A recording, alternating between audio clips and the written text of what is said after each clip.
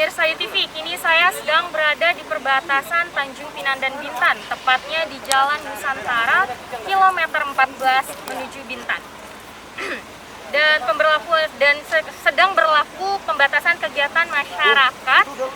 Pembatasan kegiatan masyarakat ini berlangsung sejak meningkatnya kasus positif COVID-19 di daerah Kepulauan Riau, terutama Kabupaten Bintan dan Tanjung Pinang yang menjadi zona merah penyebaran COVID-19. Dan kini saya sudah bersama dengan Bapak Kapolres Fernando.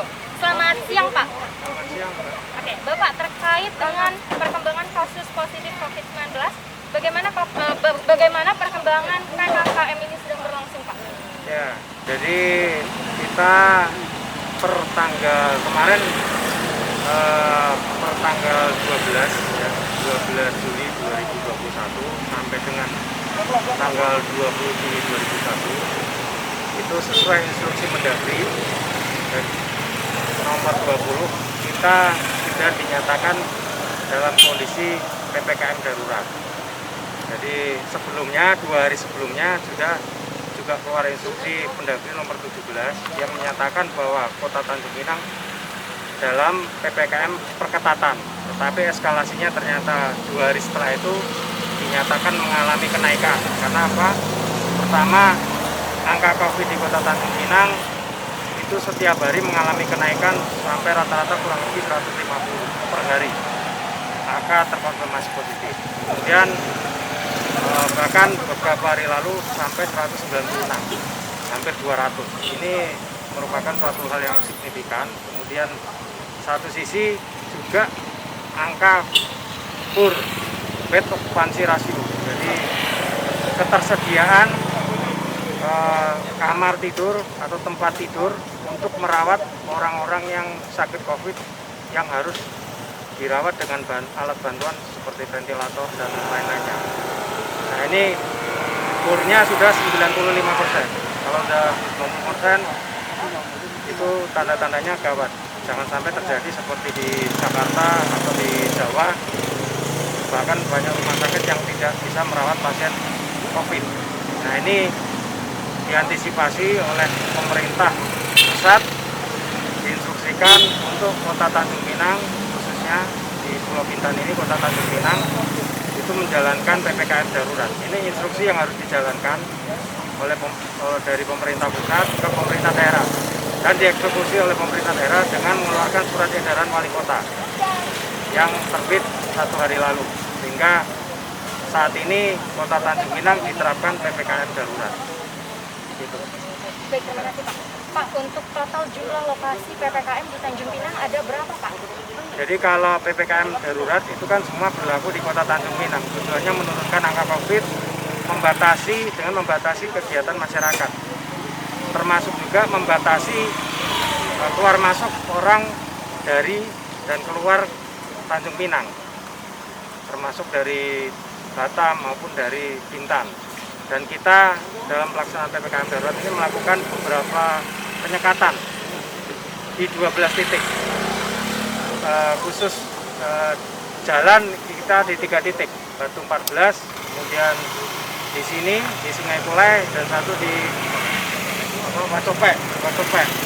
Karena itu merupakan pintu masuk ya, perbatasan dengan Kabupaten Bintan yang tidak diberlakukan PPKM darurat.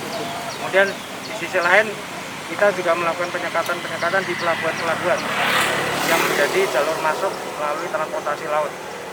Di Pelabuhan Sri Bintanpura, di situ dilakukan penyekatan, kemudian di Pelantar 1, Pelantar 2, kemudian termasuk di pelabuhan di Batu 6.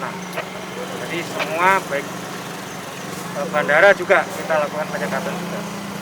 Untuk PPKM ini akan berlangsung sampai kapan, Pak? PPKM ini berjalan sampai kita harapkan ya kalau sesuai instruksi Mendagri tanggal 20 Juli. Tetapi kita tidak tahu. Karena apa? Pasti dievaluasi apakah PPKM yang dijalankan ini sudah berjalan sesuai target.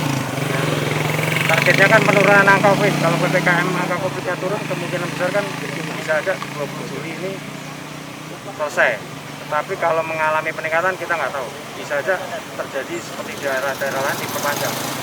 Berapa kali perpanjangan seperti itu. Nah, kita harap ini tidak jadi tuntutan Pinang, masyarakat mendukung apa yang dijalankan oleh pemerintah pusat maupun pemerintah daerah. Kita sama-sama mendukung, karena tidak mungkin apa yang kita lakukan ini berjalan dengan efektif tanpa bantuan dan kesadaran dari masyarakat. Salah satunya kegiatan-kegiatan membatasi kegiatan keluar rumah kalau tidak urgent, kalau tidak sakit seperti mau ke rumah sakit, atau kalau misalnya ada kebutuhan harus belanja makan, silakan. Tapi kalau bisa sementara di rumah. Kemudian kami mendorong para pelaku usaha menerapkan aturan PPKM, baik kritikal maupun esensial, karena sudah diatur di situ 50% pelayanan publik, 25% staf administrasi. Nah, ini dipatuhi, termasuk juga terutama lagi kita ya, karena kita ada ratusan tempat makan, warung, kafe, restoran, ini benar-benar harus dipatuhi. Karena kita sudah melakukan, sebelumnya kita sudah melakukan beberapa kali tes, rapid test, termasuk di tempat-tempat makan. Dan klasternya sudah ada, termasuk pasar juga, klasternya sudah ada. Jadi agar ini benar-benar dipatuhi, tempat makan, jangan menyediakan tempat duduk untuk makan di tempat, tapi take away. Kita paham kondisi masyarakat sekarang ini, dengan adanya COVID ini, ekonominya pasti berpengaruh. Tetapi ini tidak lama, hanya sampai tanggal 20. Dan kalau memang bisa turun, benar-benar turun, insya Allah zona kita yang diharapkan zona kuning, bahkan bisa zona hijau, pasti ekonomi akan normal kembali. Hanya sementara. Untuk penyekatan ini berlangsung sejak pukul berapa, Pak? 1 kali 24 jam. Ini kita mulai dari, karena kita mendadak ya, keterbatasan, kita sudah mulai dari tadi pagi jam 8. Dan belajar terus. Ada berapa jumlah anggota yang turut serta untuk menjaga? Sementara ini yang terdata kurang lebih sekitar 400-an personel yang dilibatkan. Pak, jika ada masyarakat yang memiliki keperluan mendadak dan mendesak, apa saja syarat agar bisa melewati penyekatan ini, Pak? Ya, saya sesuai surat edaran kan sudah diatur di situ. Pertama, vaksin, ya, sertifikat atau kartu vaksin bagi warga yang sudah divaksin. Yang kedua, harus ada menyatakan surat keterangan rapid antigen itu. Keluar kondisinya dia sehat, tidak dalam kondisi sakit atau akan menularkan penyakit COVID. Gitu. Dua itu yang harus dibawa. Ataupun kalau memang nggak ada syarat itu ya, surat keterangan dari dokter yang menyatakan dia sehat, tidak dalam kondisi sakit COVID. Memang pasti di lapangan banyak kendala-kendala, karena inilah yang kita batasi biar masyarakat tidak keluar dari rumahnya. Baik, Pak, terima kasih atas informasi yang Bapak sampaikan. Pemirsa UTV, inilah informasi yang dapat saya sampaikan dari Kepulauan Riau. Yuliandini mengabarkan.